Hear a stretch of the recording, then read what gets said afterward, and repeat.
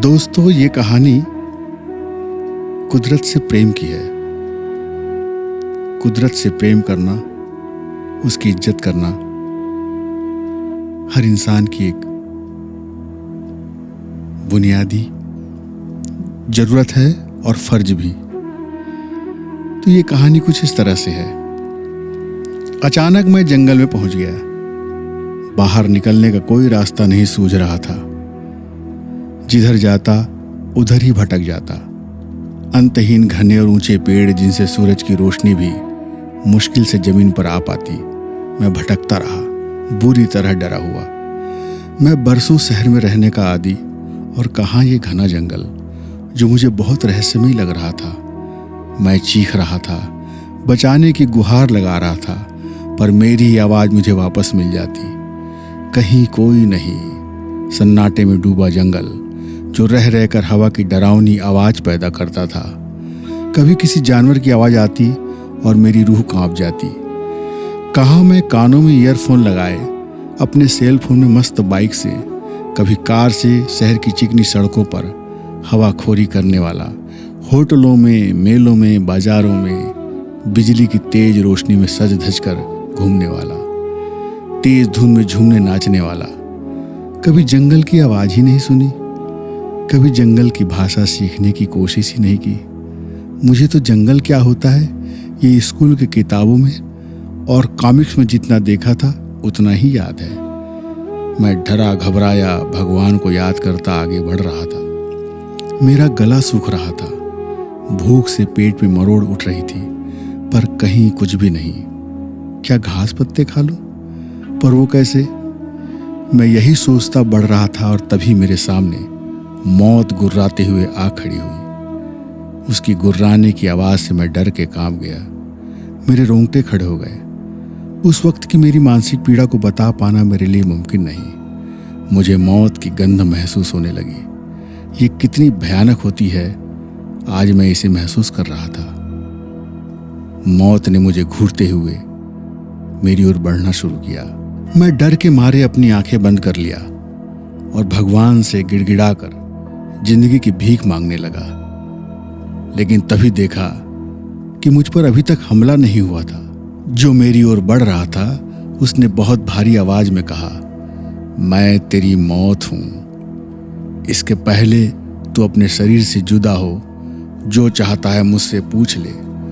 मैंने मिमियाते हुए कहा, मुझे थोड़ी मोहलत दे दो हुजूर, कुछ ख्वाहिशें और बाकी है। मौत ने कहा, अबे सुन, अब तू कसाई खाने में बंधा हुआ बकरा है।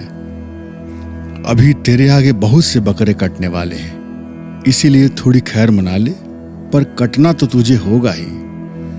मैंने कहा, क्या हसीन थे वो पल जब जिंदगी मुस्कुरा रही थी। मैं तुमसे बेखबर था। लगा कि औरों के साथ जो हो रहा है वो कम से कम मेरे साथ तो नहीं होगा, पर अब मुझे लगने लगा है कि मेरी उम्र पूरी हो गई। मैं भी उस कसाई खाने के बकरों में शामिल हूँ जिनकी गर्दन पर तुम्हारी छुरी चलनी ही है। लोग कहते हैं कि यही छुरी मौत की गंध है। मैंने अपने आसपास अपने लोगों के सर पर तुमको मंडराते देखा है। वे तड़प तड़प कर तुमसे दूर होने को कह रहे थे, पर तुम तो किसी के नहीं। मौत ने कहा, मैं तो सिर्फ अंजाम हूं, कारण तो कुदरत होती है, और उस कुदरत को भड़काने में तुम जैसों ने कोई कमी नहीं की है। तुमने अपने मतलब के लिए सबको मिटाना शुरू कर दिया। तुमने हर वो चीज अपने लिए समेट ली जिससे तुम्हें पैसा मिलता है, और इस लालच के कारण ये जंगल भी अब भड़क उठा है। यहाँ और इस जैसे सभी जंगलों में अब भयानक आग लगने वाली है जिसमें सबको भस्म होना है। तुझे भी जाना होगा। तू ही बता, तेरी काया आखिर यही 5 के तत्व से बनी है जिसे समय चक्र के साथ बदलने से कोई नहीं रोक सकता। कुछ जतन करके तू इसे लंबा कर सकता है, पर आखिरकार तेरी काया ही तेरी दुश्मन बन जाती है। अचानक कोई संक्रमण होता है और तेरा शरीर धीरे धीरे नाकाम हो जाता है और फिर खत्म हो जाता है। तब मैं अंतिम प्रहार करके तेरी काया रूपी गर्दन से आत्मा रूपी सर को अलग कर देता हूँ। वो आत्मा जो तेरे शरीर में हवा की तरह है, एक ऊर्जा की तरह है, जिसे वहां से अलग होना होता है जब तेरे अंग उसे संभालने के काबिल नहीं रह जाते। जब भी कोई हादसा होता है तेरे अंग नाकाम होते हैं और मुझे अंतिम प्रहार कर उसे मिट्टी में मिलाना होता है। आजकल तो तू अपनी बनाई मशीन के खतरों से घिरा है। वे मशीन ही तुझे नाकाम कर रही है, तेरे हर अंगों पर वार कर रही है। आज एक वायरस ने तुम लोगों की जिंदगी की सांसें कम कर दी है। तुम लोग इसी तरह जीते रहे तो भस्म हो जाओगे, जो बेहद भयानक होने वाला है। मैंने कहा, आखिर तुम्हारा अस्तित्व क्यों है? यदि तुम ही सत्य हो तो फिर जीने का क्या मतलब? जिंदगी मिली है कुछ करने के लिए, यदि कुछ न किया तो इस जिंदगी का क्या मतलब? यहाँ हर रोज नया करने की जिद जिंदगी ने दी है। अब यदि मैं गलत हूं तो मेरा क्या दोष? तुम आओ और काट लो मेरी गर्दन। जब मुझे काटना ही है तो इंतजार किस बात का? मौत ने कहा, अबे सुन, मैं तेरी मर्जी से नहीं कर सकता। इसके लिए भी तुझे इंतजार करना होगा। इस इंतजार को चाहे हंसकर बिता या रोकर, तेरी मर्जी। पर तुझे एक मशवरा देता हूं, तू मेरे पास आने तक जो कि तुझे नहीं मालूम, अभी या कुछ देर बाद तू इस जिंदगी को समझने की कोशिश कर। तू जोड़ना छोड़ दे, क्योंकि लोग मुझसे बेखबर सिर्फ जोड़ने के लिए भाग रहे हैं। वे जोड़ रहे हैं बेतहासा, सिर्फ दूसरों के लिए छोड़ने को। इसी को मोह और ममता कहा गया है। इससे जो अलग हुआ उसे फिर इस बात की फिक्र नहीं रहती कि वो आज़ाद मैदान में है, घने जंगल में या कसाई खाने में। तू छोड़ दे सब और मुझे याद रख, नेकी कर। मेरे बच्चे, नेकी ही वो ताकत है जो मेरे डर से तुझे दूर करेगी। जब तक सलामत है नेकी कर। तुझे राजा परीक्षित की कहानी तो याद है ना? वो जान गए थे अपना समय, और जानने के बाद उस डर से मुक्ति का उपाय उन्होंने ढूंढ लिया। उनका डर जाता रहा।